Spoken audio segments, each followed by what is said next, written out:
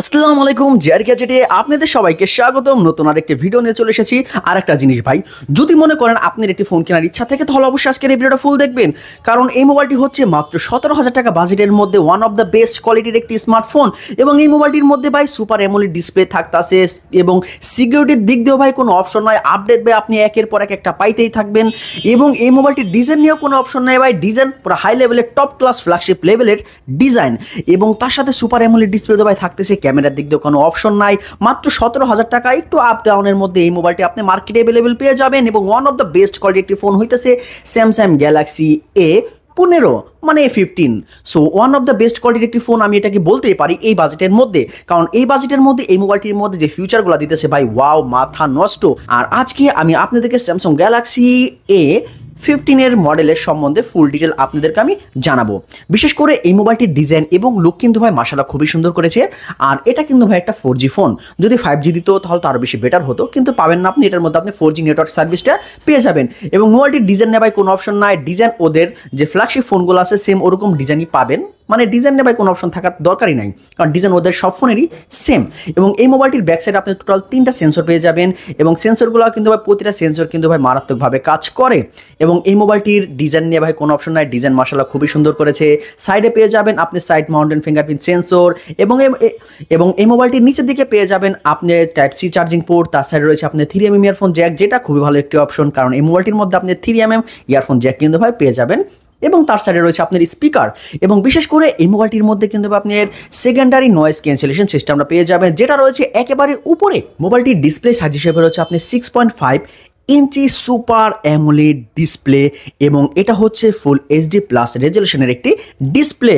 এবং এটা হচ্ছে আপনি 90 হার্টজ রিফ্রেশ রেট। এবং এই মোবাইলটির মধ্যে আপনার 800 পিক ব্রাইটনেস রয়েছে, যেটা ভাই খুবই ভালো একটি অপশন। এই মোবাইলটা আপনি ইনডোরে তো ভাই মাখনের মতো চালাতে পারবেন, কোনো সমস্যা হবে না, কারণ সুপার অ্যামোলেড ডিসপ্লে এবং 580 নিটস পিক ব্রাইটনেস রয়েছে। যদি আপনি বাইরে যান ডাইরেক্ট, যদি আপনি সানরাইজে এই ফোনটি ইউজ করেন একটু অসুবিধা হতে পারে, তখন আপনার আর কি ব্রাইটনেসটি একটু বাড়িয়ে নিতে হবে, তাহলে বা আপনার কোনো অসুবিধা হবে না, স্মুথলি ভাই দেখতে পারবেন। এবং তার সাথে এই মোবাইলটির মধ্যে রয়েছে 396 PPI। মোবাইলটির ওয়েট হচ্ছে আপনার 200 গ্রাম। আর বিশেষ করে এই মোবাইলটির মধ্যে যে অপারেটিং সিস্টেম হিসেবে রান করতেছে অ্যান্ড্রয়েড 14। আর বিশেষ করে ভাই এই মোবাইলটির মধ্যে আপনি আরও 4 বছরের মেজর আপডেট পাবেন। বলতে গেলে ভাই অ্যান্ড্রয়েড 18 মতো আপনি এই মোবাইলটির মধ্যে আপডেট পাবেন, যেটি একটি ভাই হিউজ। আর বিশেষ করে ভাই স্যামসাং ফোনে যে আপডেটগুলো দেওয়ার পর ওদের ফোন কিন্তু ভাই স্লো হয় না, যেমন ফোন ওরকমই থাকে। অন্য সব ফোনের চেয়ে ভাই একটু আলাদা ওদের ইউআই। এবং এই মোবাইলটির মধ্যে Samsung custom one UI 6 point পেয়ে যাবেন, যেটা খুবই ভালো একটি অপশন। আর ওদের ইউআই ভাই মাথা নষ্ট, কারণ আমি মনে করি আইফোনের পর যদি কোনো সিকিউরিটি বা কোনো ভালো ইউআই থাকে তাহলে এই স্যামসাংয়ের ওয়ান ইউআই।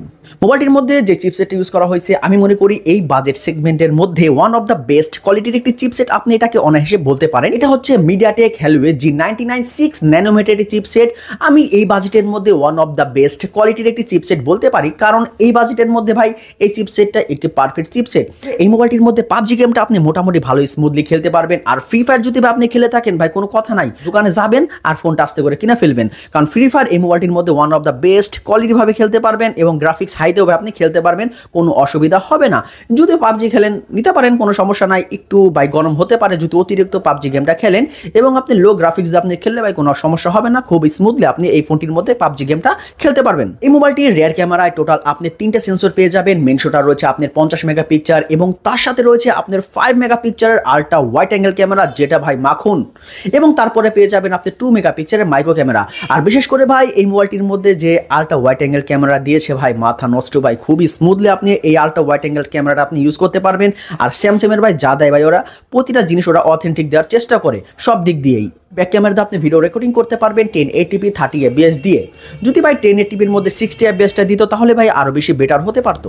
সেলফি ক্যামেরা হিসাবে রয়েছে আপনি 13 মেগাপিক্সেল, এবং সেলফি ক্যামেরাটাও কিন্তু আপনি ভিডিও রেকর্ডিং করতে পারবেন 1080p 30 fps দিয়ে। তার সাথে এই মোবাইলটির মধ্যে সাইড মাউন্টিং ফিঙ্গারপ্রিন্ট সেন্সর দেওয়া হয়েছে।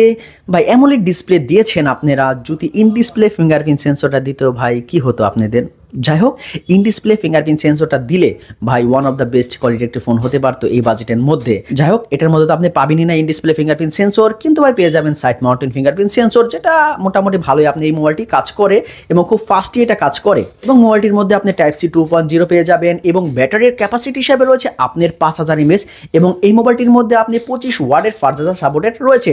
বিশেষ করে ভাই 25 ওয়াটের ফাস্ট চার্জারটা ভাই আপনার মার্কেটে যে কিনে নিতে হবে, কারণ এটা ফোনের বক্সের মধ্যে আপনি কোনো চার্জার পাবেন না, ফোনের বক্সের মধ্যে একটি পিডি কেবল পেয়ে যাবেন।